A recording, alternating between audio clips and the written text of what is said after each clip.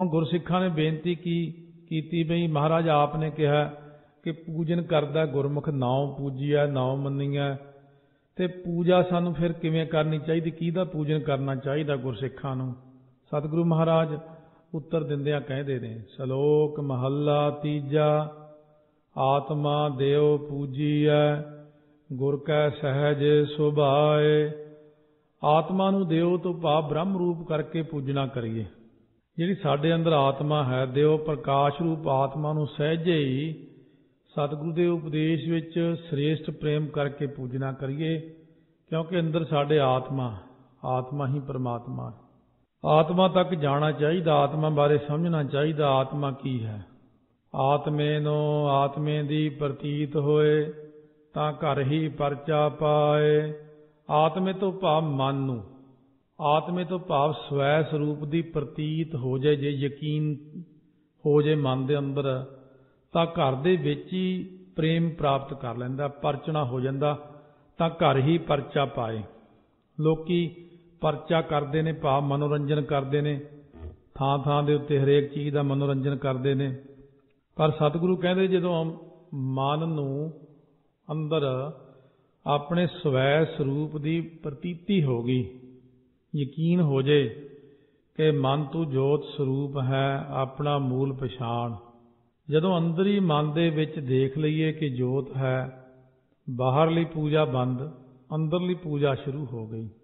ਅੰਦਰ ਜੋਤ ਨੂੰ ਯਕੀਨਤਾ ਦੇ ਨਾਲ ਦੇਖ ਕੇ ਫਿਰ ਸਤਿਗੁਰੂ ਕਹਿੰਦੇ ਭਗਤੀ ਕਰੀ ਜਾਵੇ।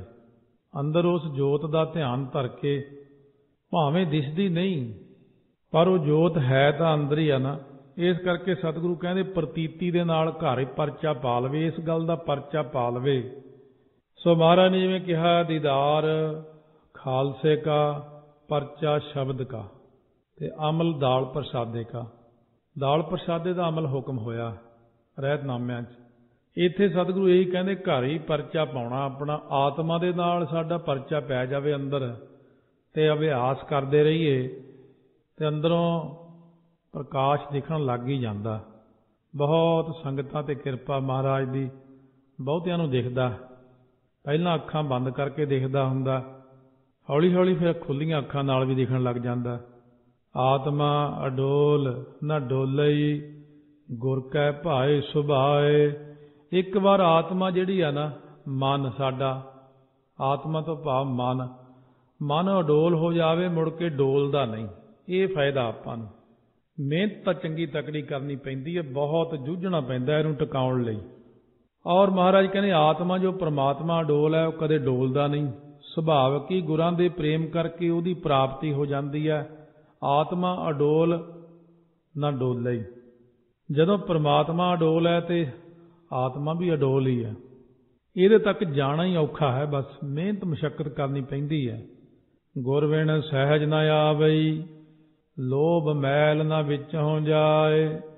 ਸਤਿਗੁਰਾਂ ਦੇ ਉਪਦੇਸ਼ ਤੋਂ ਬਿਨਾਂ ਸ਼ਾਂਤੀ, ਸਹਿਜ, ਟਿਕਾਓ, ਸ਼ਾਂਤੀ, ਇਕਾਗਰਤਾ ਇਹ ਨਹੀਂ ਆਉਂਦੀ। ਨਾ ਹੀ ਹਿਰਦੇ ਵਿੱਚੋਂ ਲੋਭ ਰੂਪੀ ਮੈਲ ਜਾਂਦੀ। ਐਵੇਂ ਲੋਭ ਜਿਹਾ ਆ ਜਾਂਦਾ ਆਪਣੇ ਮਨ 'ਚ। ਕਈ ਵਾਰ ਕੋਈ ਚੀਜ਼ ਦੇਖੀਏ ਖਾਣ ਵਾਲੀ, ਬਸ ਮਨ 'ਚ ਲੋਭ ਜਿਹਾ ਆ ਗਿਆ, ਚਲੋ ਐਵੇਂ ਮਿਲ ਰਹੀ ਫ੍ਰੀ ਫੰਡ 'ਚ ਖਾ ਲਓ। ਇਸ ਤਰ੍ਹਾਂ ਦੇ ਜੀਵ ਦੇ ਅੰਦਰ ਛੋਟੀਆਂ ਛੋਟੀਆਂ ਚੀਜ਼ਾਂ ਤੱਕ ਦਾ ਲੋਭ ਹੁੰਦਾ, ਲੱਭ ਖਾਣ ਦਾ, ਲੋਭ ਜੋੜਨ ਦਾ। ਚਲੋ ਆਹ ਵੀ ਜੋੜ ਹੀ ਲਈਏ, ਆਹ ਵੀ ਘਰ ਲੈ ਚੱਲੀਏ, ਆਹ ਵੀ ਇਕੱਠਾ ਕਰ ਹੀ ਲਈਏ। ਜਿਹੜੀ ਅੰਦਰ ਆਤਮਾ ਹੈ ਉਹਦੇ ਵੱਲ ਧਿਆਨ ਘਟ ਜਾਂਦਾ ਇਹਨਾਂ ਚੀਜ਼ਾਂ ਕਰਕੇ। ਖਿਨ ਪਲ ਹਰ ਨਾਮ ਮਨ ਵਸੈ ਸਭ 68 ਤੀਰਥ ਨਹਾਏ। ਜੇ ਖਿਨ ਪਲ ਸਮਾਂ ਵੀ ਹਰੀ ਨਾਮ ਵਿੱਚ ਮਨ ਟਿਕ ਜਾਵੇ, ਵਸ ਜਾਵੇ, ਨਾਮ ਹਿਰਦੇ 'ਚ, ਨਾਮ ਮਨ ਵਿੱਚ ਵਸ ਜਾਵੇ ਨਾ, ਤਾਂ ਕਹਿੰਦੇ ਘਰੇ ਬੈਠਿਆਂ ਹੀ 68 ਤੀਰਥਾਂ ਦੇ ਇਸ਼ਨਾਨ ਦਾ ਫਲ ਕੀ, 68 ਤੀਰਥ ਆਪੇ ਹੀ ਆ ਜਾਂਦੇ, ਇਸ਼ਨਾਨ ਕਰਾਉਣ ਵੀ ਆ ਜਾਂਦੇ ਨੇ। ਫਲ ਤਾਂ ਮਿਲਣਾ ਬਹੁਤ ਗੱਲ ਘੱਟ ਹੈ, ਤੀਰਥ ਖੜ ਜਾਂਦੇ ਆ ਕੇ, ਤੁਸੀਂ ਆਏ ਹੋ ਬਈ, ਕਹਿੰਦੇ ਵੈਸੇ ਜੀ ਬਸ ਦਰਸ਼ਨ ਕਰਨ ਆਏ ਸੀ ਤੁਹਾਡੇ। ਜਿੱਥੇ ਹਿਰਦੇ 'ਚ ਨਾਮ ਵਸ ਜਾਂਦਾ ਹੈ, ਖਿਨ ਪਲ ਹਰ ਨਾਮ ਮਨ ਵਸੈ, ਉੱਥੇ ਸਾਰੇ ਹੀ ਆ ਜਾਂਦੇ ਨੇ, ਫਿਰ ਕੋਈ ਪਿੱਛੇ ਨਹੀਂ ਰਹਿੰਦਾ, ਹਰ ਕੋਈ ਚਲਿਆ ਆਉਂਦਾ। ਇਹ ਚੀਜ਼ਾਂ ਪ੍ਰਤੱਖ ਹੋਣ ਲੱਗ ਜਾਂਦੀਆਂ ਨੇ। ਬਹੁਤ ਸਾਰੇ ਸਿੰਘ ਇਹ ਚੀਜ਼ਾਂ ਸਾਨੂੰ ਪੁੱਛਦੇ ਰਹਿੰਦੇ ਆ ਬਈ ਆਹ ਸਵੇਰੇ ਸਵੇਰੇ ਲਾਈਨਾਂ ਜੀ ਲਾ ਕੇ ਖੜ੍ਹ ਜਾਂਦੇ ਆ ਕੇ, ਇਹਨਾਂ ਦਾ ਕੀ ਕਰੀਏ। ਮੈਂ ਕਿਹਾ ਸਿਰਫ ਦਰਸ਼ਨ ਕਰਨ ਆਉਂਦੇ ਆ, ਉਹ ਹੱਥ ਜੋੜਦੇ, ਤੁਸੀਂ ਵੀ ਜੋੜ ਦਿਆ ਕਰੋ, ਬਸ ਇੰਨਾ ਕੀ ਕਰਦੇ ਹੁੰਦੇ ਆ। ਸਭ ਕੋਈ ਦਰਸ਼ਨ ਕਰਦਾ। ਇੱਥੋਂ ਤੱਕ ਮਹਾਰਾਜ ਸੱਚੇ ਪਾਤਸ਼ਾਹ ਕਹਿੰਦੇ ਨੇ ਕਿ ਅਸੀਂ ਆਪ ਉਸ ਗੁਰਸਿੱਖ ਦੇ ਸਰੂਪ ਨੂੰ ਪਰਸਣ ਆਉਂਦੇ ਹਾਂ, ਦੇਖਣ ਆਉਂਦੇ ਹਾਂ ਕਿ ਉਹ ਗੁਰਸਿੱਖ ਕਿਹੜਾ ਹੈ ਜਿਹਦੇ ਹਿਰਦੇ 'ਚ ਨਾਮ ਦਾ ਵਾਸਾ ਹੋਇਆ। ਸਤਿਗੁਰੂ ਜੀ ਪ੍ਰਸੰਨ ਹੁੰਦੇ ਨੇ ਆਪ, ਵਾਰੀ ਵਾਰੀ ਸਾਰੇ ਹੀ ਆਈ ਜਾਂਦੇ ਨੇ, ਦਸੇ ਸਰੂਪ ਆ ਜਾਂਦੇ ਨੇ, 5 ਪਿਆਰੇ ਵੀ ਦਰਸ਼ਨ ਦੇ ਜਾਂਦੇ ਨੇ, 4 ਸਾਹਿਬਜ਼ਾਦੇ ਵੀ ਆ ਜਾਂਦੇ ਨੇ। ਜਿਹਨੂੰ ਫਿਰ ਪਤਾ ਲੱਗਦਾ ਕਿ ਇੱਥੇ ਹਿਰਦੇ 'ਚ ਨਾਮ ਹੈ, ਉਹ ਗੁਰਮੁਖ ਧੰਨਤਾ ਦੇ ਯੋਗ ਹੋ ਜਾਂਦਾ। ਉੱਥੇ ਸਾਰੀਆਂ ਚੀਜ਼ਾਂ ਵੈਸੇ ਹੀ ਹਾਜ਼ਰ ਰਹਿ ਜਾਂਦੀਆਂ। ਉਹਨਾਂ ਕੋਲੋਂ ਕੋਈ ਚੀਜ਼ ਲੁਕੀ ਛਿਪੀ ਨਹੀਂ ਹੁੰਦੀ, ਕੋਈ ਚੀਜ਼ ਦੂਰ ਨਹੀਂ ਹੁੰਦੀ, ਜੇ ਇੱਕ ਖਿਣ ਵੀ ਸਿਰਫ ਨਾਮ ਹਿਰਦੇ 'ਚ ਵਸ ਜਾਵੇ। ਤਾਂ ਇਸ ਕਰਕੇ ਸੱਚੇ ਪਾਤਸ਼ਾਹ ਫਰਮਾਉਂਦੇ ਨੇ, ਸੱਚੈ ਮੈਲ ਨਾ ਲੱਗਈ ਮਨ ਲਾਗੀ ਦੂਜੈ ਭਾਏ। ਮਹਾਰਾਜ ਕਹਿੰਦੇ ਸੱਚ ਨਾਮ ਜਪਣ ਵਾਲੇ ਨੂੰ ਕੋਈ ਮੈਲ ਨਹੀਂ ਲੱਗਦੀ, ਪਰ ਦਵੈਸ਼ ਭਾਵ ਵਾਲੇ ਨੂੰ ਮੈਲ ਲੱਗ ਜਾਂਦੀ ਹੈ। ਸੱਚਾ ਨਾਮ ਜੋ ਇੱਕ ਓਂਕਾਰ ਤੇ ਟੇਕ ਰੱਖ ਲਈ, ਸਤਿਨਾਮ ਵਾਹਿਗੁਰੂ ਕਰਤਾ ਪੁਰਖ ਤੇ ਟੇਕ ਰੱਖੀ ਹੈ, ਜਿਹਦੇ ਮਨ ਦੇ ਅੰਦਰ ਨਾ ਤਾਂ ਆਪ ਤੋਂ ਛੋਟੇ ਨਾਲ ਦਵੈਸ਼ ਹੈ, ਨਾ ਵੱਡੇ ਨਾਲ ਈਰਖਾ, ਔਰ ਨਾ ਹੀ ਕਿਸੇ ਨੂੰ ਦੂਜੇਪਣ 'ਚ ਜਾਣਦਾ। ਸਾਰਿਆਂ ਵਿੱਚ ਇੱਕ ਪ੍ਰਮਾਤਮਾ ਨੂੰ ਦੇਖਣਾ ਬਹੁਤ ਔਖਾ ਹੁੰਦਾ, ਕਿਉਂਕਿ ਇਹ ਚੀਜ਼ ਦੁਨਿਆਵੀ ਨਹੀਂ। ਦੁਨਿਆਵੀ ਤੌਰ 'ਤੇ ਤਾਂ ਆਪਾਂ ਛੋਟਾ ਵੱਡਾ ਨੀਵਾਂ ਉੱਚਾ ਸਭ ਜਾਣਦੇ, ਗਰੀਬ ਹੈ ਅਮੀਰ ਹੈ, ਦੁਖੀ ਹੈ ਸੁਖੀ ਹੈ, ਬਹੁਤ ਕੁਝ ਗਿਣਦੇ ਆ। ਪਰ ਮਹਾਰਾਜ ਕਹਿੰਦੇ ਨਾਮ ਜਪਣ ਵਾਲੇ ਲਈ ਤਾਂ ਸਭ ਇੱਕੋ ਹੀ ਇੱਕ ਹੁੰਦਾ। ਦਵੈਸ਼ ਦੀ ਮੈਲ ਜਿਹੜੀ ਹੈ ਉਹ ਨਹੀਂ ਉਤਰਦੀ। ਧੋਤੀ ਮੂਲ ਨਾ ਉਤਰੈ ਜੇ 68 ਤੀਰਥ ਨਹਾਏ। ਹੁਣ ਸਤਿਗੁਰੂ ਕਹਿੰਦੇ ਨੇ ਇਹ ਗੱਲ ਉਲਟ ਹੈ ਕਿ 68 ਤੀਰਥਾਂ ਉੱਪਰ ਇਸ਼ਨਾਨ ਕਰਕੇ ਵੀ ਉਹ ਮੈਲ ਜੇ ਧੋਣਾ ਚਾਹੇ ਤਾਂ ਉਹ ਮੈਲ ਤੀਰਥਾਂ ਦੇ ਜਲ ਨਾਲ ਨਹੀਂ ਉਤਰਦੀ, ਕਦੇ ਵੀ ਨਹੀਂ ਉਤਰਦੀ। ਮੂਲ ਨਾ ਉਤਰੈ, ਕਦਾ ਚਿੱਤ ਵੀ ਨਹੀਂ ਉਤਰਦੀ। ਜਿਹਦੇ ਮੈਲ ਲੱਗੀ ਉਹ ਤੀਰਥਾਂ ਤੇ ਨਹਾਉਂਦਾ ਫਿਰਦਾ ਜਾ ਜਾ ਕੇ, ਜਿਹਦੇ ਹਿਰਦੇ 'ਚ ਨਾਮ ਦਾ ਵਾਸਾ ਤੀਰਥ ਉਹਦੇ ਵਿੱਚ ਨਹਾਉਂਦੇ ਫਿਰਦੇ ਨੇ। ਦੋਨੋਂ ਗੱਲਾਂ ਇੱਕ ਦੂਜੇ ਤੋਂ ਇਸ ਤਰ੍ਹਾਂ ਉਲਟ ਹੋ ਗਈਆਂ। ਕਿੱਥੇ ਤਾਂ ਜਿੱਥੇ ਨਾਮ ਜਪਣ ਵਾਲਾ ਇਸ਼ਨਾਨ ਕਰਦਾ, ਉਹ ਡੁੱਲੇ ਹੋਏ ਪਾਣੀ ਵਿੱਚ ਵੀ ਆ ਕੇ ਤੀਰਥ ਇਸ਼ਨਾਨ ਕਰਦੇ ਨੇ। ਇਹ ਗੁਰਮੁਖਾਂ ਦਾ ਸਾਨੂੰ ਜਲ ਮਿਲ ਗਿਆ ਇਸ਼ਨਾਨ ਨੂੰ। ਮੰਗ ਕੇ ਚੀਜ਼ ਲੈ ਲੈਂਦੇ, ਕਈ ਵਾਰੀ ਬੜੇ ਕੌਤਕ ਹੁੰਦੇ ਨੇ ਐਸੇ ਗੁਰਮੁਖਾਂ ਨਾਲ। ਕਈ ਮੰਗ ਕੇ ਚਾਹ ਲੈ ਲੈਂਦੇ ਆ, ਕਈ ਵਾਰੀ ਦੁੱਧ ਲੈ ਲੈਂਦੇ ਗੁਰਮੁਖਾਂ ਤੋਂ, ਕਈ ਵਾਰੀ ਕਹਿਣਗੇ ਥੋੜ੍ਹਾ ਜਿਹਾ ਪ੍ਰਸ਼ਾਦਾ ਦੇ ਦਿਓ ਆਪਣਾ। ਵੱਡੇ ਵੱਡੇ ਜਿਨ੍ਹਾਂ ਨੂੰ ਆਪਾਂ ਬਹੁਤ ਵੱਡੇ ਮੰਨਦੇ ਹਾਂ, ਉਹ ਨਾਮ ਜਪਣ ਵਾਲੇ ਤੋਂ ਮੰਗੀ ਜਾਂਦੇ ਵੀ ਸਾਨੂੰ ਇੱਕ ਬੁਰਕੀ ਦੇ ਦਿਓ ਸਿਰਫ ਰੋਟੀ ਦੀ। ਅਸੀਂ ਇਹੀ ਪਵਿੱਤਰ ਮੰਨਦੇ ਹਾਂ, ਕਿਉਂਕਿ ਤੁਸੀਂ ਨਾਮ ਜਪਣ ਵਾਲੇ ਹੋ। ਮਨਮੁਖ ਕਰਮ ਕਰੇ ਅਹੰਕਾਰੀ ਸਭ ਦੁੱਖੋ ਦੁੱਖ ਕਮਾਏ। ਮਨਮੁਖ ਹੰਕਾਰੀ ਹੋ ਕੇ ਕਰਮ ਕਰਦਾ, ਇਸ ਲਈ ਉਹਦੇ ਕਰਮ ਕਮਾਉਣ ਦਾ ਫਲ ਦੁੱਖ ਹੀ ਦੁੱਖ ਭੋਗਦਾ। ਕਿਉਂਕਿ ਮਨਮੁਖ ਬੰਦਾ ਹੰਕਾਰ ਵਿੱਚ ਕਰਮ ਕਰਨੇ ਕਰਕੇ ਦੁੱਖ ਮਿਲਦਾ। ਗੁਰਮੁਖ ਨਿਮਰਤਾ ਵਿੱਚ ਕਰਮ ਕਰਦਾ, ਕੋਈ ਇੱਛਾ ਵੀ ਨਹੀਂ ਕਰਦਾ। ਮਨਮੁਖ ਕਰਮ ਕਰਦਾ ਪਰ ਨਾਲ ਫਲ ਵੀ ਮੰਗਦਾ। ਗੁਰਮੁਖ ਕਰਮ ਕਰਦਾ ਪਰ ਉਹ ਨਿਸ਼ਕਰਮ ਨਿਸ਼ਕਾਮ ਹੋ ਕੇ ਕਰਦਾ। ਉਹ ਕਹਿੰਦਾ ਮਹਾਰਾਜ ਕਰਾ ਰਹੇ ਨੇ, ਮੈਂ ਤਾਂ ਕੁਝ ਨਹੀਂ ਕਰ ਰਿਹਾ, ਇਸ ਕਰਕੇ ਉਹ ਸੋਖੀ ਸੁਖ ਪ੍ਰਾਪਤ ਕਰਦਾ। ਨਾਨਕ ਮੈਲਾ ਉਜਲ ਤਾਂ ਥੀਐ ਜਾਂ ਸਤਿਗੁਰ ਮਾਹੇ ਸਮਾਏ। ਮਹਾਰਾਜ ਕਥਨ ਕਰਦੇ ਨੇ ਮੈਲਾ ਮਨ ਤਾਂ ਉਜਲਾ ਹੁੰਦਾ ਜਾਂ ਸਤਿਗੁਰਾਂ ਦੇ ਉਪਦੇਸ਼ ਵਿੱਚ ਸਮਾਵੇ, ਉਪਦੇਸ਼ ਵਿੱਚ ਇੱਕਮਿਕ ਹੋ ਜਾਵੇ, ਉਪਦੇਸ਼ ਦੇ ਵਿੱਚ ਜੁੜ ਜਾਵੇ ਕਿ ਮੈਂ ਉਪਦੇਸ਼ ਕਮਾਉਣਾ। ਦੁਨੀਆ ਦੇ ਨਾਲ ਤੁਰਨਾ ਨਹੀਂ, ਫਿਰ ਦੁਨੀਆ ਤੋਂ ਨਿਆਰਾ ਹੋ ਜਾਣਾ। ਜਿਵੇਂ ਦੁਨੀਆ ਕਰਦੀ ਆ ਉਹ ਸਾਰਾ ਕੁਝ ਛੱਡ ਕੇ ਉਪਦੇਸ਼ ਨੂੰ ਮੁੱਖ ਰੱਖ ਕੇ ਫਿਰ ਉਪਦੇਸ਼ ਵਿੱਚ ਤੁਰਨਾ। ਮਹੱਲਾ ਤੀਜਾ। ਮਨਮੁਖ ਲੋਕ ਸਮਝਾਈਐ ਕਦਹੋਂ ਸਮਝਾਇਆ ਜਾਏ। ਮਹਾਰਾਜ ਕਹਿੰਦੇ ਲੋਕਾਂ ਦੇ ਸਮਝਾਉਣ ਤੇ ਮਨਮੁਖ ਕਦੋਂ ਸਮਝਾਇਆ ਜਾ ਸਕਦਾ? ਨਹੀਂ ਸਮਝਾਇਆ ਜਾ ਸਕਦਾ। ਮਨਮੁਖ ਬੰਦੇ ਨੂੰ ਸਮਝਾਉਂਦੇ ਤਾਂ ਹਾਂ, ਪਰ ਕਦੋਂ ਸਮਝਾਇਆ ਜਾ ਸਕਦਾ? ਕਿਉਂਕਿ ਭਗਤ ਕਬੀਰ ਜੀ ਜਿਵੇਂ ਕਹਿੰਦੇ, ਕਬੀਰ ਸਾਚਾ ਸਤਿਗੁਰ ਕਿਆ ਕਰੈ, ਜੋ ਸਿੱਖਾਂ ਮਹਿ ਚੂਕ, ਅੰਧੇ ਏਕ ਨ ਲੱਗ ਗਈ, ਜਿਉ ਬਾਂਸ ਬਜਾਈਐ ਫੂਕ। ਕਬੀਰ ਜੀ ਕਹਿੰਦੇ ਕੋਈ ਮਰਜ਼ੀ ਸਮਝਾਈ ਜਾਓ, ਨਹੀਂ ਸਮਝਦਾ। ਅੜੀਅਲ ਬਹੁਤ ਹੁੰਦਾ ਮਨਮੁਖ। ਮਨਮੁਖ ਰਲਾਇਆ ਨਾ ਰਲੈ ਪਿਆ ਕਿਰਤ ਫਿਰਾਏ। ਮਨਮੁਖ ਨੂੰ ਗੁਰਮੁਖਾਂ ਨਾਲ ਰਲਾਇਆ ਜਾਵੇ ਤਾਂ ਰਲਦਾ ਨਹੀਂ। ਜਿਵੇਂ ਮੱਥੇ ਤੇ ਲੇਖ ਪਏ ਨੇ ਉਹ ਉਵੇਂ ਕਰਮਾਂ ਦੇ ਕਰਨ ਵਿੱਚ ਪਿਆ ਰਹਿੰਦਾ। ਸੰਗਤ 'ਚ ਨਹੀਂ ਬਹਿਣਾ, ਜੇ ਆ ਵੀ ਗਿਆ ਸੰਗਤ 'ਚ ਨਹੀਂ ਬਹਿਣਾ। ਕਈ ਥੱਲੇ ਹੀ ਲੰਗਰ ਛਕ ਕੇ ਮੁੜ ਜਾਂਦੇ, ਮੱਥਾ ਵੀ ਨਹੀਂ ਟੇਕਣ ਆਉਂਦੇ, ਕਿਉਂ ਉਹਨਾਂ ਦੇ ਮਸਤਕ ਤੇ ਚੀਜ਼ ਲਿਖੀ ਹੀ ਨਹੀਂ ਹੋਈ ਕਿ ਸੰਗਤ ਦੀ ਕੋਈ ਇੱਕ ਅੱਧਾ ਅੱਖਰ ਵੀ ਉਹਦੇ ਕੰਨ 'ਚ ਪੈ ਗਿਆ, ਕਿਤੇ ਤਰ ਨਾ ਜਾਵਾਂ ਮੈਂ।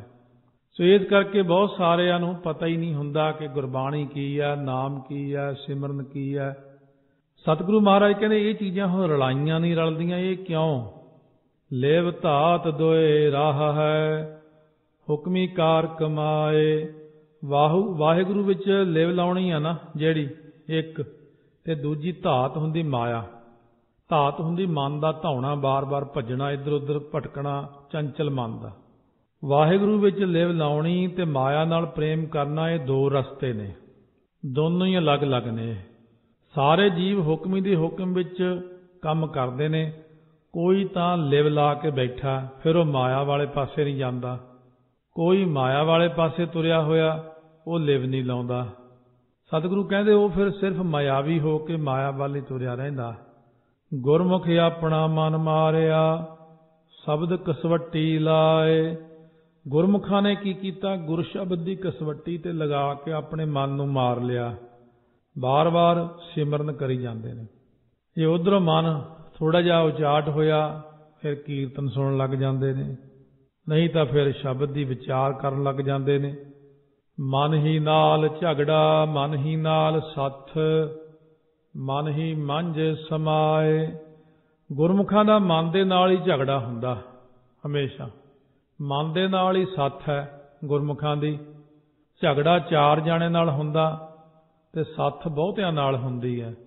ਜਿਵੇਂ ਪਿੰਡਾਂ ਵਿੱਚ ਸੱਥ ਹੁੰਦੀ ਹੈ ਤਾਂ ਬਹੁਤ ਸਾਰੇ ਬਜ਼ੁਰਗਾਂ ਦੇ ਬਹਿਣ ਦੀ ਥਾਂ ਜੀ, ਜਿਹੜੇ ਵਿਹਲੇ ਜੇ ਹੁੰਦੇ ਪਿੰਡਾਂ 'ਚ ਸੱਥ 'ਚ, ਕਹਿੰਦੇ ਫਲਾਨਾ ਕਿੱਥੇ, ਕਹਿੰਦੇ ਸੱਥ 'ਚ ਬੈਠੇ ਹੋਣੇ ਆ ਉੱਥੇ। ਸੱਥ ਹੁੰਦੀ, ਦਰਵਾਜ਼ਾ ਜਿਹਾ ਵੱਡਾ ਸਾਰਾ, ਬਰਾਂਡੇ ਜੇ ਬਣੇ ਹੁੰਦੇ, ਕੋਈ ਤਾਸ਼ ਖੇਡੀ ਜਾਂਦੇ ਨੇ, ਕੋਈ ਉਹਦੇ 'ਚ ਗੱਲਾਂ ਕਰੀ ਜਾਂਦੇ ਨੇ, ਕੋਈ ਅਖਬਾਰ ਪੜ੍ਹੀ ਜਾਂਦੇ ਨੇ। ਉਹ ਤਾਂ ਉਹਨਾਂ ਦੀ ਸੱਥ ਹੈ। ਪਰ ਇੱਧਰ ਸਾਡੀ ਸੱਥ ਹੈ ਬਹੁਤਿਆਂ ਨਾਲ। ਉਹ ਗੁਰਮੁਖ ਮਨ ਕਰਕੇ ਵਾਹਿਗੁਰੂ ਵਿੱਚ ਸਮਾਏ ਰਹਿੰਦੇ ਨੇ। ਇੱਧਰ ਸ਼ੁਭ ਗੁਣਾਂ ਦੀ ਸੱਥ ਵਿੱਚ ਬੈਠਦੇ ਨੇ ਉਹ, ਜਾਂ ਸ਼ੁਭ ਗੁਣੀਆਂ ਦੀ ਆ ਕੇ ਸੰਗਤ ਕਰਦੇ ਨੇ, ਸੰਗਤ ਵਿੱਚ ਬਹਿੰਦੇ ਨੇ। ਗੁਰਮੁਖਾਂ ਦਾ ਮਨ ਦੇ ਨਾਲ ਹੀ ਝਗੜਾ ਤੇ ਮਨ ਦੇ ਨਾਲ ਹੀ ਸਲਾਹ ਮਸ਼ਵਰਾ, ਇਸ ਲਈ ਮਨ ਦੇ ਵਿੱਚ ਹੀ ਸਮਾਏ ਰਹਿੰਦੇ, ਭਟਕਦੇ ਨਹੀਂ। ਮਨ ਜੋ ਇੱਛੇ ਸੋ ਲਹੈ, ਸੱਚਾ ਸ਼ਬਦ ਸੁਭਾਏ। ਸੱਚੇ ਗੁਰਾਂ ਦੇ ਉਪਦੇਸ਼ ਵਿੱਚ ਨਾ ਸੁਭਾਵਕ ਹੀ ਸ੍ਰੇਸ਼ਟ ਪ੍ਰੇਮ ਕਰਨ ਨਾਲ ਮਨ ਜੋ ਵੀ ਕੋਈ ਅੰਦਰ ਇੱਛਾ ਕਰਦਾ, ਉਹੀ ਸਤਿਗੁਰੂ ਇਹਨੂੰ ਫਲ ਦੇ ਦਿੰਦੇ ਨੇ। ਅੰਮ੍ਰਿਤ ਨਾਮ ਸਦ ਪੁੰਚੀਐ, ਗੁਰਮੁਖ ਕਾਰ ਕਮਾਏ। ਸਦਾ ਹੀ ਨਾਮ ਅੰਮ੍ਰਿਤ ਨੂੰ ਪੁੰਚੀਐ ਤੋਂ ਭਾਵ ਛਕੀਏ। ਜੇ ਕੋ ਖਾਵੈ ਜੇ ਕੋ ਪੁੰਚੈ, ਤਿਸ ਕਾ ਹੋਏ ਉਧਾਰੋ। ਕਿਉਂਕਿ ਗੁਰਮੁਖ ਹਮੇਸ਼ਾ ਇਹੋ ਹੀ ਕੰਮ ਕਮਾਉਂਦੇ ਨੇ, ਇਹੀ ਕਾਰ ਕਮਾਉਂਦੇ ਨੇ। ਸਦਾ ਹੀ ਨਾਮ ਅੰਮ੍ਰਿਤ ਨੂੰ ਛਕਦੇ ਨੇ। ਆਪ ਛਕਣਾ, ਦੂਜੇ ਨੂੰ ਛਕਾਉਣਾ, ਆਪ ਜਪਣਾ ਜਪਾਉਣਾ। ਵਿਣ ਮਨੈ ਜੇ ਹੋਰੀ ਨਾਲ ਲੁੱਝਣਾ, ਜਾਸੀ ਜਨਮ ਗਵਾਏ। ਮਨ ਤੋਂ ਬਿਨਾਂ ਜਿਹੜਾ ਹੋਰਨਾਂ ਨਾਲ ਲੜਨਾ ਝਗੜਨਾ ਹੈ, ਉਹ ਆਪਣੇ ਮਨੁੱਖਾ ਜਨਮ ਨੂੰ ਐਵੇਂ ਬੇਅਰਥ ਗਵਾ ਕੇ ਚਲਿਆ ਜਾਂਦਾ। ਮਨਮੁਖੀ ਮਨ ਹਠ ਹਾਰਿਆ, ਕੂੜ ਕੁਸਤ ਕਮਾਏ। ਮਨਮੁਖਾਂ ਨੇ ਮਨ ਦੇ ਹੱਠ ਅੱਗੇ ਆਪਣਾ ਆਪ ਹਾਰ ਦਿੱਤਾ, ਇਸ ਲਈ ਉਹ ਝੂਠ ਤੇ ਕੁਹੱਠ ਦੀ ਕਮਾਈ ਨੂੰ ਕਰਦੇ ਨੇ। ਇੱਕ ਤਾਂ ਉਹਨੇ ਜਿਹੜੇ ਮਨ ਦੇ ਹੱਠ ਮੂਹਰੇ ਅੜੇ ਰਹੇ ਤੇ ਇੱਕ ਦਿਨ ਮਨ ਨੂੰ ਹਰਾ ਲਿਆ। ਇੱਕ ਉਹ ਨੇ ਜਿਹੜੇ ਮਨ ਦੇ ਮੂਹਰੇ ਹਾਰ ਗਏ ਨੇ, ਹਾਰ ਮੰਨ ਗਏ ਮਨ ਤੋਂ, ਫਿਰ ਉਹ ਝੂਠ ਤੇ ਕੁਸੱਤ ਕਮਾਈ ਜਾਂਦੇ ਨੇ। ਪਰ ਸਤਿਗੁਰੂ ਕਹਿੰਦੇ ਮਨ ਨੂੰ ਜਿੱਤਣਾ ਹੈ, ਇਹਦੇ ਮੂਹਰੇ ਹਾਰ ਕੇ ਗਿੱਦੜ ਵਾਂਗੂ ਦੌੜ ਨਹੀਂ ਜਾਣਾ, ਸ਼ੇਰ ਬਣ ਕੇ ਮਨ ਦੇ ਨਾਲ ਲੜਨਾ। ਮਨ ਨੂੰ ਜਿੱਤੀਏ ਕਿਵੇਂ? ਮਹਾਰਾਜ ਇਹ ਤਾਂ ਤਕੜਾ ਹੀ ਬਹੁਤ ਜ਼ਿਆਦਾ ਹੈ ਤੇ ਸਾਨੂੰ ਰੋਜ਼ ਹੀ ਢਾ ਲੈਂਦਾ। ਸਤਿਗੁਰੂ ਮਹਾਰਾਜ ਸੱਚੇ ਪਾਤਸ਼ਾਹ ਕਹਿੰਦੇ ਗੁਰੂ ਦਾ ਆਸਰਾ ਲੈ ਕੇ ਚੱਲੋ। ਗੁਰ ਪ੍ਰਸਾਦੀ ਮਨ ਜਿਣੈ ਹਰ ਸੇਤੀ ਲਿਵ ਲਾਏ। ਗੁਰਮੁਖ ਗੁਰਾਂ ਦੀ ਕਿਰਪਾ ਨਾਲ ਨਾ ਪਰਮਾਤਮਾ ਨਾਲ ਫਿਰ ਬਿਰਤੀ ਲਾ ਕੇ ਆਪਣੇ ਮਨ ਨੂੰ ਜਿੱਤ ਲੈਂਦੇ ਆ। ਗੁਰਾਂ ਦੀ ਬਖਸ਼ਿਸ਼ ਨਾਲ ਹੁੰਦੀ ਹੈ। ਜਦੋਂ ਇਕੱਲਾ ਜਿੱਤਣਾ ਚਾਹੇ ਮਨ ਨੂੰ, ਫੇਰ ਨਹੀਂ ਜਿੱਤਿਆ ਜਾਂਦਾ। ਗੁਰਾਂ ਦੇ ਆਸਰੇ ਮਨ ਜਿੱਤਿਆ ਜਾਂਦਾ। ਨਾਨਕ ਗੁਰਮੁਖ ਸੱਚ ਕਮਾਵੈ, ਮਨਮੁਖ ਆਵੈ ਜਾਏ। ਮਹਾਰਾਜ ਕਥਨ ਕਰਦੇ ਨੇ ਗੁਰਮੁਖ ਸੱਚ ਨਾਮ ਦੀ ਕਮਾਈ ਕਰੀ ਜਾਂਦੇ ਨੇ। ਬਹੁਤ ਜ਼ਿਆਦਾ ਕਮਾਈ ਹੋ ਗਈ ਤਾਂ ਜਨਮ ਮਰਨ ਤੋਂ ਰਹਿਤ ਹੋ ਗਏ ਉਹ। ਜਿਹੜੇ ਮਨਮੁਖ ਬੰਦੇ ਨੇ ਉਹ ਮਨਮੁਖਤਾ ਕਰਕੇ ਆਵੈ ਜਾਏ ਤੋਂ ਭਾਵ ਜੰਮਦੇ ਮਰਦੇ ਹੀ ਰਹਿੰਦੇ ਨੇ। ਪੌੜੀ ਚੌਥੇ ਪਾਤਸ਼ਾਹ ਦੀਆਂ ਪੌੜੀਆਂ ਨੇ ਇਸ ਵਾਰ ਦੇ ਵਿੱਚ ਸਾਰੀਆਂ ਹੀ, ਸ੍ਰੀ ਰਾਗ ਦੀ ਵਾਰ। ਹਰ ਕੇ ਸੰਤ ਸੁਣੋ ਜਨ ਭਾਈ, ਹਰ ਸਤਿਗੁਰੂ ਕੀ ਇੱਕ ਸਾਖੀ। ਹੇ ਹਰੀ ਦੇ ਸੰਤ ਜਨੋ, ਰੱਬ ਦੇ ਪਿਆਰਿਓ ਭਾਈ, ਪ੍ਰੇਮ ਨਾਲ ਹਰੀ ਸਰੂਪ ਸਤਿਗੁਰਾਂ ਦੀ ਨਾ ਇੱਕ ਸਿੱਖਿਆ ਸੁਣ ਲਓ ਸਾਰੇ। ਜਿਸ ਧੁਰ ਭਾਗ ਹੋਵੈ ਮੁਖ ਮਸਤਕ, ਤਿਨ ਜਾਣ ਲੈ ਹਿਰਦੈ ਰਾਖੀ। ਜਿਹਦੇ ਮੱਥੇ ਉੱਤੇ ਧੁਰ ਤੋਂ ਹੀ ਇਸ ਪ੍ਰਕਾਰ ਗੁਰਾਂ ਦੀ ਕਿਰਪਾ ਹੁੰਦੀ ਹੈ, ਧੁਰ ਤੋਂ ਹੀ ਮੁੱਖ ਭਾਗ ਲਿਖਿਆ ਹੁੰਦਾ, ਮਸਤਕ ਦੇ ਉੱਤੇ ਹੀ ਲਿਖਿਆ ਹੁੰਦਾ, ਉਸ ਬੰਦੇ ਨੇ ਗੁਰਾਂ ਕੋਲੋਂ ਸਿੱਖਿਆ ਲੈ ਕੇ ਹਿਰਦੇ ਚੋਂ ਸਾਖੀ ਧਾਰ ਲਈ। ਗੁਰਾ ਇੱਕ ਦੇਹ 부ਝਾਈ, ਸਭਨਾ ਜੀਆਂ ਕਾ ਇੱਕ ਦਾਤਾ, ਸੋ ਮੈਂ ਵਿਸਰ ਨਾ ਜਾਈ। ਕਿਹੜੀ ਸਾਖੀ ਜੀ, ਕਿਹੜੀ ਸਿੱਖਿਆ ਵਸਾ ਲਈ ਉਹਨਾਂ ਨੇ। ਹਰ ਅੰਮ੍ਰਿਤ ਕਥਾ ਸ੍ਰੇਸ਼ਟ ਊਤਮ, ਗੁਰ ਬਚਨੀ ਸਹਿਜੇ ਚਾਖੀ। ਹਰੀ ਦੀ ਅੰਮ੍ਰਿਤ ਰੂਪ ਕਥਾ ਇਹ ਸ੍ਰੇਸ਼ਟ ਤੋਂ ਸ੍ਰੇਸ਼ਟ ਹੈ ਜਿਹੜੀ ਗੁਰਬਾਣੀ ਦੀ ਕਥਾ। ਕਿਉਂਕਿ ਦੁਨੀਆ ਦੇ ਅੰਦਰ ਕਥਾ ਬਹੁਤ ਨੇ। ਇੱਕ ਦੁਨੀਆ ਅੰਦਰ ਕੋਈ ਪੂਰਨਮਾਸ਼ੀ ਦੀ ਕਥਾ, ਕੋਈ ਮੱਸਿਆ ਦੀ ਕਥਾ, ਕੋਈ ਦੇਵਤੇ ਦੀ ਕਥਾ, ਕੋਈ ਉਹਦੀ ਕਥਾ, ਕੋਈ ਉਹਦੀ ਕਥਾ। ਕਥਾ ਤਾਂ ਬਹੁਤ ਨੇ, ਪਰ ਸਤਿਗੁਰੂ ਕਹਿੰਦੇ ਹਰੀ ਦੀ ਅੰਮ੍ਰਿਤ ਰੂਪ ਕਥਾ ਸ੍ਰੇਸ਼ਟ ਤੋਂ ਸ੍ਰੇਸ਼ਟ ਹੈ। ਹਰੀ ਦੀ ਕਥਾ ਅੰਮ੍ਰਿਤ ਨਾਲੋਂ ਵੀ ਸ੍ਰੇਸ਼ਟ ਤੇ ਉੱਤਮ ਹੈ। ਅੰਮ੍ਰਿਤ ਦੀ ਪ੍ਰਾਪਤੀ ਕਰਵਾਉਣ ਵਾਲੀ ਕਥਾ ਹੈ ਇਹ। ਗੁਰਬਚਨੀ ਤੋਂ ਭਾਵ ਗੁਰੂ ਉਪਦੇਸ਼ ਵਾਲਿਆਂ ਨੇ ਸਹਿਜੇ ਸੁਭਾਵ ਕੀ ਉਹਦਾ ਸਵਾਦ ਚੱਖ ਲਿਆ ਕਥਾ ਦਾ। ਜਿੱਥੇ ਕਥਾ ਸੁਣੀ ਹੌਲੀ ਹੌਲੀ ਉੱਥੇ ਮਨ ਦੇ ਅੰਦਰੋਂ ਸੁਣ ਹਰ ਕਥਾ ਉਤਾਰੀ ਮੈਲ, ਸਹਿਜੇ ਸਹਿਜੇ ਮੈਲ ਉਤਰਦੀ ਗਈ। ਤਹਿ ਭਇਆ ਪ੍ਰਗਾਸ ਮਿਟਿਆ ਅੰਧਿਆਰਾ, ਜਿਉਂ ਸੂਰਜ ਰੈਣ ਕੀ ਰਾਖੀ। ਜਿਹਨੇ ਕਥਾ ਦਾ ਰਸ ਲਿਆ ਉਹਦੇ ਅੰਤःਕਰਨ ਵਿੱਚ ਹੌਲੀ ਹੌਲੀ ਗਿਆਨ ਹੋ ਜਾਂਦਾ ਅਤੇ ਅਗਿਆਨ ਰੂਪ ਹਨੇਰਾ ਇਉਂ ਮਿਟ ਜਾਂਦਾ ਜਿਵੇਂ ਸੂਰਜ ਰਾਤ ਨੂੰ ਕਿਰਾਖੀ ਤੋਂ ਭਾਵ ਖਿੱਚ ਲੈਂਦਾ, ਹਨੇਰੇ ਨੂੰ ਖਿੱਚ ਲੈਂਦਾ, ਰਾਤ ਨੂੰ ਆਪਣੇ ਵੱਲ ਖਿੱਚ ਕੇ ਦੂਰ ਕਰ ਦਿੰਦਾ। ਜਿਵੇਂ ਸੂਰਜ ਦੀਆਂ ਜਿਹੜੀਆਂ ਕਿਰਨਾਂ ਨੇ ਉਹ ਰਾਤ ਨੂੰ ਭਾਵ ਹਨੇਰੇ ਨੂੰ ਨਾਸ਼ ਹੀ ਕਰ ਦਿੰਦੀਆਂ। ਇਸ ਤਰ੍ਹਾਂ ਇੱਕ ਵਾਰੀ ਐਸਾ ਕੌਤਕ ਦੇਖਿਆ ਸੀ ਕਿ ਕਥਾ ਸੁਣਦਿਆਂ ਸੁਣਦਿਆਂ ਕਿਸੇ ਪ੍ਰੇਮੀ ਨੂੰ ਪ੍ਰਕਾਸ਼ ਹੋ ਗਿਆ ਸੀ। ਇਹ ਬਿਲਕੁਲ ਮਹਾਰਾਜ ਨੇ ਆਪਾਂ ਨੂੰ ਬੜਾ ਸਹੀ ਦੱਸਿਆ। ਜਿਵੇਂ ਗੁਰੂ ਨਾਨਕ ਦੇਵ ਜੀ ਜਦੋਂ ਗਏ ਪਹਾੜਾਂ ਦੇ ਵਿੱਚ ਸਿੱਧਾਂ ਵੱਲ, ਇੱਕ ਜਗ੍ਹਾ ਕਾਗ ਭਸੁੰਡ ਬੈਠਾ ਸੀ। ਉਸ ਵਕਤ ਕਹਿੰਦੇ ਚੱਲ ਮਰਦਾਨਿਆ, ਇਹ ਵੀ ਰੱਬ ਦਾ ਪ੍ਰੇਮੀ ਹੈ, ਇਹ ਸ਼ਰਵਣ ਭਗਤੀ ਕਰਦਾ। ਉਸ ਵਕਤ ਪੁੱਛਿਆ ਭਾਈ ਮਰਦਾਨੇ ਨੇ ਕਾਗ ਭਸੁੰਡ ਨੂੰ, ਤੁਹਾਡੀ ਉਮਰ ਕਿੰਨੀ ਕੁ ਹੈ? ਹੱਸ ਕੇ ਕਹਿਣ ਲੱਗਿਆ, ਮੇਰੇ ਹੁੰਦਿਆਂ ਕਈ ਵਾਰੀ ਪਰਲੋਂ ਹੋਈ ਹੈ, ਕਈ ਰਾਮਚੰਦਰ, ਕਈ ਕ੍ਰਿਸ਼ਨ, ਕਈ ਅਵਤਾਰ ਮੇਰੇ ਹੁੰਦਿਆਂ ਹੋ ਗਏ ਹੈ। ਭਾਈ ਮਰਦਾਨਾ ਜੀ ਕਹਿਣ ਲੱਗੇ, ਫਿਰ ਜਦੋਂ ਪਰਲੋਂ ਆਉਂਦੀ ਤਾਂ ਸਾਰੀ ਦੁਨੀਆ ਮੁੱਕ ਜਾਂਦੀ, ਤੇ ਤੁਸੀਂ ਫਿਰ? ਕਹਿੰਦੇ ਅੱਗ ਦੀ ਪਰਲੋਂ ਆਉਂਦੀ ਤਾਂ ਮੈਂ ਅੱਗ ਬਣ ਜਾਂਦਾ, ਪਾਣੀ ਦੀ ਪਰਲੋਂ ਆਉਂਦੀ ਮੈਂ ਪਾਣੀ ਬਣ ਜਾਂਦਾ, ਫਿਰ ਮੈਨੂੰ ਕਿਵੇਂ ਕੋਈ ਦਿੱਕਤ ਨਹੀਂ ਆ ਸਕਦੀ। ਬ੍ਰਹਮ ਗਿਆਨ ਤੱਕ ਮੈਂ ਚਲਿਆ ਗਿਆ। ਕਹਿੰਦੇ ਇਹ ਹੋਇਆ ਕਿਵੇਂ ਸਾਰਾ ਕੁਝ? ਕਹਿੰਦੇ ਬਸ ਜਿੱਥੇ ਕਿਤੇ ਹੁੰਦੀ ਨਾ ਕਥਾ ਪਰਮੇਸ਼ਰ ਦੀ, ਉੱਥੇ ਜਾ ਕੇ ਮੈਂ ਸੁਣ ਆਉਣਾ। ਮੈਂ ਸ਼ੁਰੂ ਤੋਂ ਲੈ ਕੇ ਸੁਣਿਆ ਹੀ ਆ, ਬਸ ਜਿੱਥੇ ਪਰਮੇਸ਼ਰ ਦੀ ਕੋਈ ਕਥਾ ਕਰੇ ਉੱਥੇ ਹੀ ਸੁਣ ਲੈਣਾ ਮੈਂ।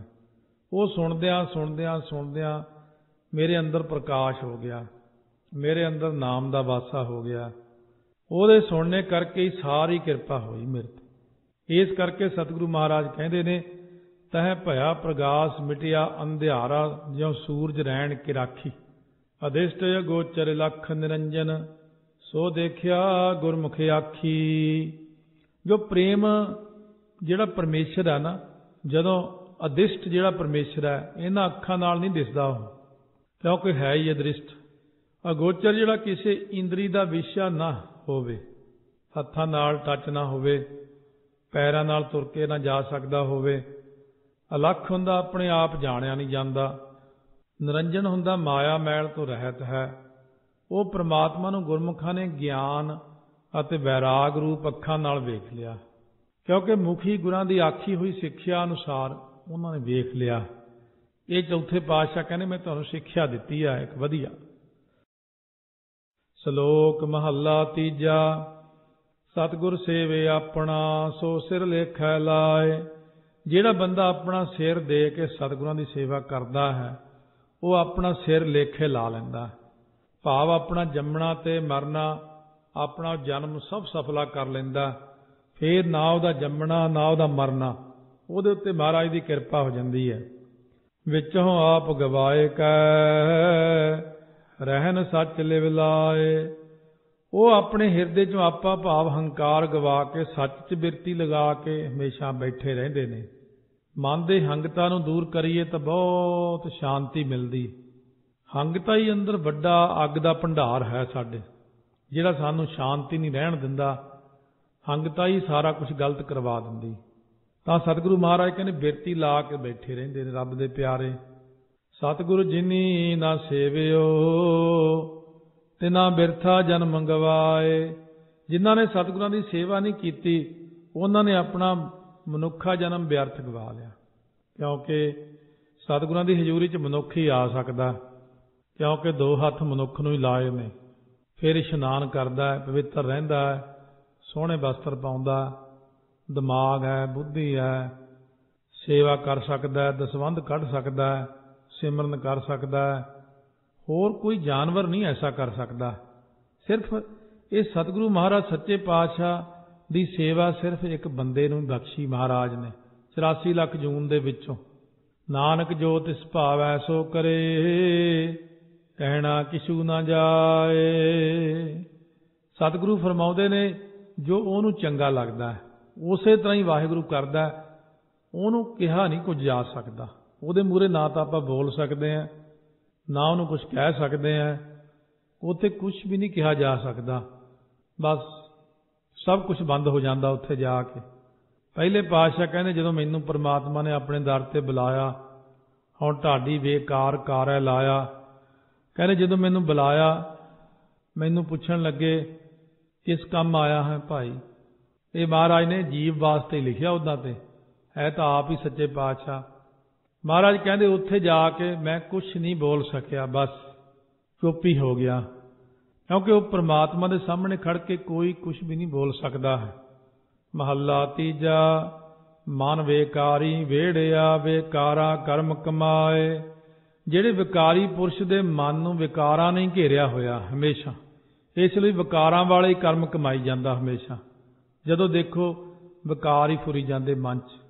ਜੇ ਪਿਆ ਤਾਂ ਵਿਕਾਰਾਂ ਦੀਆਂ ਗੱਲਾਂ ਸੋਚੀ ਜਾਂਦਾ, ਜੇ ਬੈਠਾ ਤਾਂ ਵਿਕਾਰਾਂ ਦੀਆਂ ਗੱਲਾਂ, ਜੇ ਹੋਰ ਕੋਈ ਚੀਜ਼ ਸੁਣਨ ਲੱਗ ਗਿਆ, TV ਲਾ ਲਿਆ ਤਾਂ ਵਿਕਾਰ ਹੈ, ਕਿਉਂਕਿ ਉਹਦੇ ਮਨ ਅੰਦਰ ਹੀ ਵਿਕਾਰ ਹੈ। ਸਤਿਗੁਰੂ ਮਹਾਰਾਜ ਕਹਿੰਦੇ ਵਿਕਾਰਾਂ ਵਾਲੇ ਹੀ ਕਰਮ ਕਮਾਈ ਜਾਂਦਾ।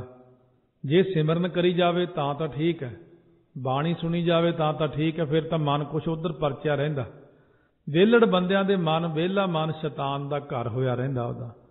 ਦੂਜਾ ਭਾਏ ਅਗਿਆਨੀ ਪੂਜਦੇ ਦਰਗਹਿ ਮਿਲੈ ਸਜਾਏ। ਜਿਹੜੇ ਅਗਿਆਨੀ ਬੰਦੇ ਨੇ ਉਹ ਇੱਕ ਪਰਮੇਸ਼ਰ ਨੂੰ ਛੱਡ ਕੇ ਦੂਜੇ ਦਵੈਸ਼ ਭਾਵਨਾ ਵਿੱਚ ਰੱਬ ਨੂੰ ਤਾਂ ਛੱਡ ਦਿੱਤਾ। ਅਤੇ ਜਿਹੜੇ ਰੱਬ ਦੇ ਬਣਾਏ ਹੋਏ ਸੀ ਅੱਗੇ ਕਰਿੰਦੇ ਕੰਮਕਾਰ ਵਾਲੇ, ਸੂਰਜ ਧੁੱਪ ਦੇਣ ਨੂੰ ਬਣਾਇਆ, ਚੰਦਰਮਾ ਬਣਾਇਆ, ਤਾਰੇ ਬਣਾਏ, ਅੰਨ ਦੇਵਤਾ, ਪਾਣੀ ਦੇਵਤਾ, ਬੈਸੰਤਰ ਦੇਵਤਾ, ਲੂਣ ਬਣਾਇਆ, ਇੱਕ ਸੰਸਾਰੀ, ਇੱਕ ਭੰਡਾਰੀ, ਇੱਕ ਲਾਏ ਦੀ ਬਾਣ ਬਣਾਇਆ। ਮਹਾਰਾਜ ਕਹਿੰਦੇ ਉਹ ਪ੍ਰਮਾਤਮਾ ਨੂੰ ਛੱਡ ਕੇ ਸੰਸਾਰ ਦੇ ਜਿਹੜੇ ਜੀਵ ਨੇ ਉਹ ਇਹਨਾਂ ਨੂੰ ਹੀ, ਸਾਰੇ ਕਰਿੰਦਿਆਂ ਨੂੰ, ਜਿਹੜੇ ਦੇਵੀ ਦੇਵਤੇ ਆਦਿਕ ਨੇ, ਇਹਨਾਂ ਨਾਲ ਹੀ ਪੂਜਿਤ, ਇਹਨਾਂ ਨਾਲ ਪਰਚ ਜਾਂਦੇ, ਉਹਨਾਂ ਦੀ ਪੂਜਾ ਕਰੀ ਜਾਂਦੇ ਨੇ। ਜੋ ਅਗਿਆਨੀ ਨੇ ਉਹ ਦਵੈਸ਼ ਭਾਅ 'ਚ ਪੂਜਦੇ ਨੇ। ਦਵੈਸ਼ ਭਾਅ ਨੂੰ ਮੁੱਖ ਰੱਖ ਕੇ ਉਹਨਾਂ ਨੂੰ ਦਰਗਾਹ ਵਿੱਚ ਭਾਰੀ ਸਜ਼ਾ ਮਿਲਦੀ ਹੈ। ਫਿਰ ਮਹਾਰਾਜ ਪੂਜਣਾ ਕਿਹਨੂੰ ਚਾਹੀਦਾ ਪਹਿਲਾਂ ਵੀ ਦੱਸ ਆਏ, ਹੁਣ ਫਿਰ ਦੱਸਦੇ ਨੇ। ਆਤਮ ਦੇਵ ਪੂਜੀਐ ਬਿਨ ਸਤਿਗੁਰ ਬੂਝ ਨਾ ਪਾਏ। ਕਹਿੰਦੇ ਆਪਣੇ ਸਰੂਪ ਦੀ ਪੂਜਾ ਕਰਨੀ ਚਾਹੀਦੀ ਆ। ਆਪਣਾ ਅੰਦਰ ਜਿਹੜਾ ਸਰੂਪ ਹੈ ਨਾ, ਆਤਮ ਦੇਵ ਪ੍ਰਕਾਸ਼ ਰੂਪ। ਪਰ ਸਤਿਗੁਰੂ ਕਹਿੰਦੇ ਸਤਿਗੁਰਾਂ ਤੋਂ ਬਿਨਾਂ ਉਸ ਸਰੂਪ ਦੀ ਸਮਝ ਨਹੀਂ ਪੈਂਦੀ। ਗੁਰੂ ਕੋਲੇ ਆਉਣਾ ਜ਼ਰੂਰੀ ਆ। ਆਤਮਾ ਨੂੰ ਪ੍ਰਕਾਸ਼ ਰੂਪ, ਪਰਮੇਸ਼ਰ ਸਰੂਪ ਜਾਣ ਕੇ ਪੂਜੀਏ ਆਪਾਂ। ਜਦੋਂ ਅੰਦਰ ਆਤਮੇ, ਉਹਦੀ ਪੂਜਾ ਕਰਨੀ ਹੈ। ਅੰਦਰ ਦੇਖਣਾ ਆਪਣੇ ਕੌਣ ਹੈ, ਪ੍ਰਮਾਤਮਾ ਸਾਡੇ ਹਿਰਦੇ 'ਚ ਵਸਿਆ ਹੋਇਆ।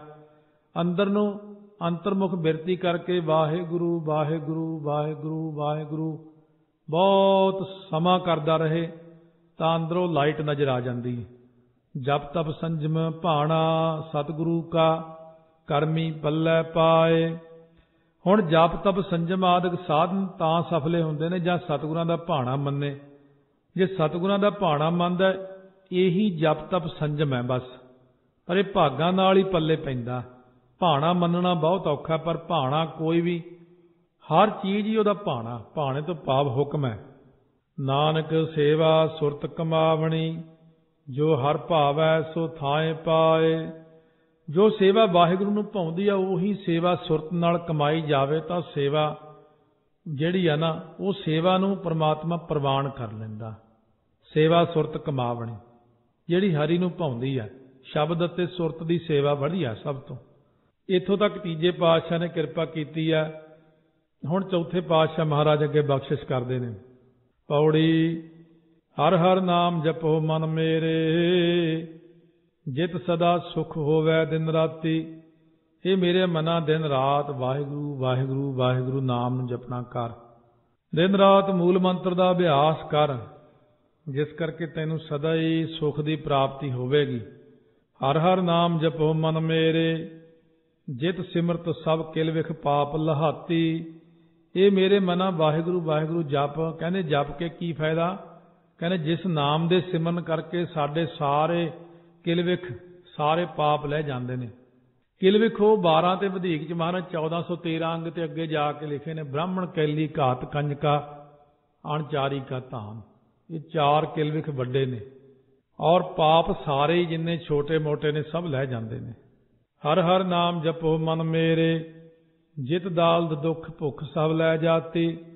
ਮਹਾਰਾਜ ਕਹਿੰਦੇ ਵਾਹਿਗੁਰੂ ਵਾਹਿਗੁਰੂ ਜਪ, ਜਿਸ ਕਰਕੇ ਤੇਰਾ ਦਲਿੱਦਰ ਵੀ ਦੂਰ ਹੋਏਗਾ, ਦੁੱਖ ਵੀ ਦੂਰ ਹੋਏਗਾ, ਭੁੱਖ ਵੀ ਸਭ ਲੈ ਜਾਵੇਗੀ, ਤ੍ਰਿਸ਼ਨਾ ਵੀ ਲੈ ਜਾਵੇਗੀ। ਹਰ ਹਰ ਨਾਮ ਜਪੋ ਮਨ ਮੇਰੇ, ਮੁਖ ਗੁਰਮੁਖ ਪ੍ਰੀਤ ਲਗਾਤੀ। ਕਹਿੰਦੇ ਮੇਰੇ ਮਨਾ ਵਾਹਿਗੁਰੂ ਵਾਹਿਗੁਰੂ ਜਪ, ਨਾਮ ਨੂੰ ਜਪ। ਮੁਖੀ ਜੋ ਗੁਰਮੁਖ ਨੇ ਉਹਨਾਂ ਨਾਲ ਤੇਰੀ ਪ੍ਰੀਤੀ ਲਗਾ ਕੇ ਫਿਰ ਸਤਿਗੁਰੂ ਕਿਰਪਾ ਕਰ ਦੇਣਗੇ। ਉਹ ਫਿਰ ਪ੍ਰੀਤੀ ਲਗਾ ਕੇ ਉਹਨਾਂ ਨਾਲ ਨਾਮ ਜਪ ਤੂੰ। ਜੋ ਮੁਖੀ ਗੁਰਮੁਖ ਨੇ, ਸਤਿਗੁਰੂ ਨੇ, ਫਿਰ ਰੱਬ ਦੇ ਪਿਆਰੇ ਨੇ, ਉਹਨਾਂ ਨਾਲ ਪਿਆਰ ਪਾ ਪਹਿਲਾਂ। ਜਿਤ ਮੁਖ ਭਾਗ ਲਿਖਿਆ ਤੁਰ ਸਾਚੈ, ਹਰ ਤਿਤ ਮੁਖ ਨਾਮ ਜਪਾਤੀ। ਜਿਸ ਮੂੰਹ ਉੱਪਰ ਧੁਰ ਤੋਂ ਹੀ ਸੱਚੇ ਨੇ ਸ੍ਰੇਸ਼ਟ ਭਾਗਾਂ ਦਾ ਲੇਖ ਲਿਖਿਆ, ਉਸ ਮੂੰਹ ਨਾਲ ਵਾਹਿਗੁਰੂ ਦਾ ਨਾਮ ਜਪਿਆ ਜਾਂਦਾ। ਸ਼ੁਰੂ ਤੋਂ ਹੀ ਲੈ ਕੇ ਜਿਹਦੇ ਮਸਤਕ ਤੇ ਲੇਖ ਪਾਤਾ ਪਰਮਾਤਮਾ ਨੇ, ਉਸ ਇਨਸਾਨ ਤੋਂ ਸਤਿਗੁਰੂ ਸੱਚੇ ਪਾਤਸ਼ਾਹ ਆਪੇ ਨਾਮ ਜਪਾ ਲੈਂਦੇ ਨੇ, ਆਪੇ ਕਿਰਪਾ ਕਰ ਦਿੰਦੇ ਨੇ ਕਿ ਲਿਖਿਆ ਹੋਣਾ ਚਾਹੀਦਾ। ਫਿਰ ਗੁਰਾਂ ਦੀ ਕਿਰਪਾ ਜੀਵ ਦੇ ਉੱਤੇ ਹੋ ਜਾਂਦੀ ਹੈ। ਸੋ ਇਸ ਤਰ੍ਹਾਂ ਮਹਾਰਾਜ ਸੱਚੇ ਪਾਤਸ਼ਾਹ ਨੇ ਪਾਵਨ ਪਵਿੱਤਰ ਉਪਦੇਸ਼ ਦੀ ਦਾਤ ਬਖਸ਼ਿਸ਼ ਕੀਤੀ ਹੈ। ਸਤਿਗੁਰੂ ਦਾ ਉਪਦੇਸ਼ ਸਾਡੇ ਭਲੇ ਵਾਸਤੇ, ਜੋ ਸਤਿਗੁਰੂ ਕਹਿੰਦੇ ਨੇ ਉਹ ਆਪਾਂ ਨੂੰ ਕਮਾਉਣਾ ਚਾਹੀਦਾ। ਉਹਦੇ ਵਿੱਚ ਹੀ ਜੀਵ ਦਾ ਭਲਾ ਹੈ। ਵਾਹਿਗੁਰੂ ਵਾਹਿਗੁਰੂ।